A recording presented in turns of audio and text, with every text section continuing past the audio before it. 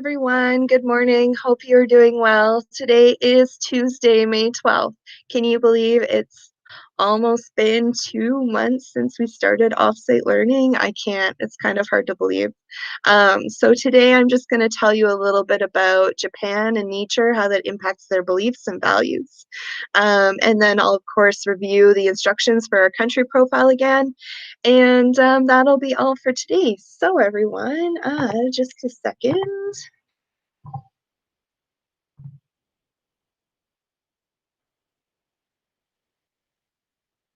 Okay, so everyone, like I said, today we're going to be talking about Japan and how nature has shaped their worldview. And so the beauties of the natural landscape of Japan have always been a great source of pride to the Japanese people.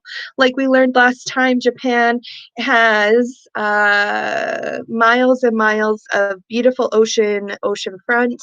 They have mountains and plateaus.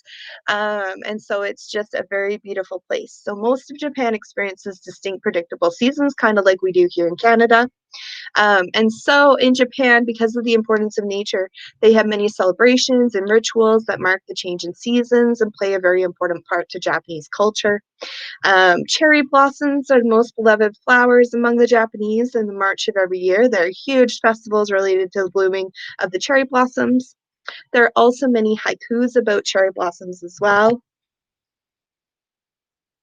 And so cherry blossoms, they represent many things to the Japanese. So some of these are new beginnings. They represent beauty because, of course, they're very beautiful, and the shortness of beauty and life. And so this is because, of course, cherry blossoms, they only bloom for a short time before they die. And so you can only experience them for a little while before they pass away. And so that kind of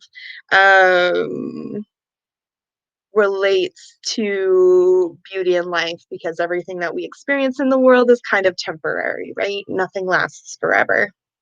Okay, so nature and the Ainu. So the Ainu people are the indigenous people of Japan.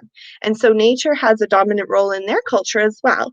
And so they regard things like fire, water, wind, thunder, animals, and plants as gods called kumui, who visit the earthly world. And so the brown bear is one of the most important kumui, and the Ainu holds an elaborate ceremony to send it to its own world. And so, of course, in Canada here, we have very distinct seasons, and so nature also plays a part in our beliefs and values as well, and the activities that we participate in and how we do life.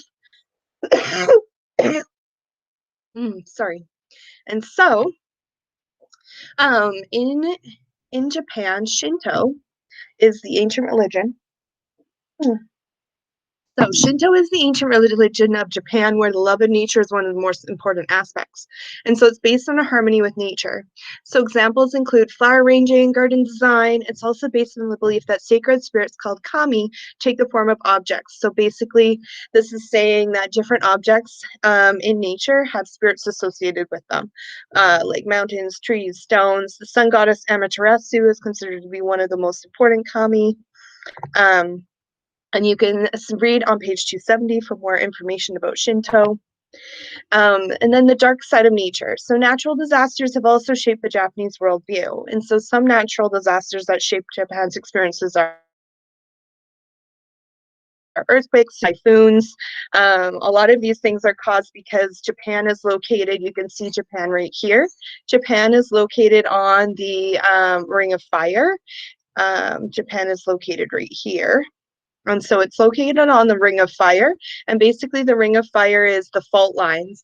It's located all around the Pacific Ocean. And so that's where a lot of the volcanoes are located. And also a lot of earthquakes tend to occur. A lot of earthquakes tend to occur in those locations as well. And so if I go back to a second, so in the textbook, it talks about the fact that because Japan has experienced a lot of these natural disasters, the people have become stoic. And so what this means is that they are able to adjust and adapt. And so after each disaster, they start over and rebuild. And so they band together. I mean, you could kind of relate this to our experience here in Fort McMurray. We've experienced some devastating natural disasters lately, and our people pull together, work together to rebuild. And so you could talk about the resiliency of the Japanese, their ability to adapt, their strength. And so you could also see that in the people here in Fort McMurray as well.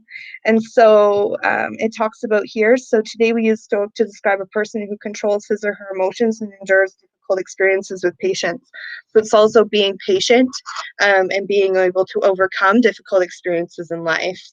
Okay, so everyone, you can see earthquake, tsunami. So in 2011, there was a huge tsunami that devastated Japan. And so you can see there's some pictures here. And then you can see the Pacific Ring of Fire. Okay, so everyone, that's all I wanted to talk about today in regards to nature in Japan. I'm going to go back and just provide an overview of our assignment. So, of course, everyone, so we're creating a country profile about historic Japan. An important thing to keep in mind is that you can choose your format for this, okay? You can complete it in Word, you can complete it in slides, you can do a video profile, travel brochure, poster, whatever you want to do, but you must include the following elements, okay? So yesterday we talked about geography, location, physical features of Japan. How did the geography impact Japan's worldview? And so today I want you to continue to start working on the role of nature. So what role does nature play in Japan's worldview? What is the significance of cherry blossoms? How have natural disasters shaped Japan's worldview? What does Stoic mean? What is the main religion in Japan? Describe Shinto, okay? And so then tomorrow we're going to move into talking about resources and climate, okay? So everyone, thank you so much for your time. I really appreciate you watching this video. Hopefully you have a great day, okay? So, see you later. Okay, see you later, everyone.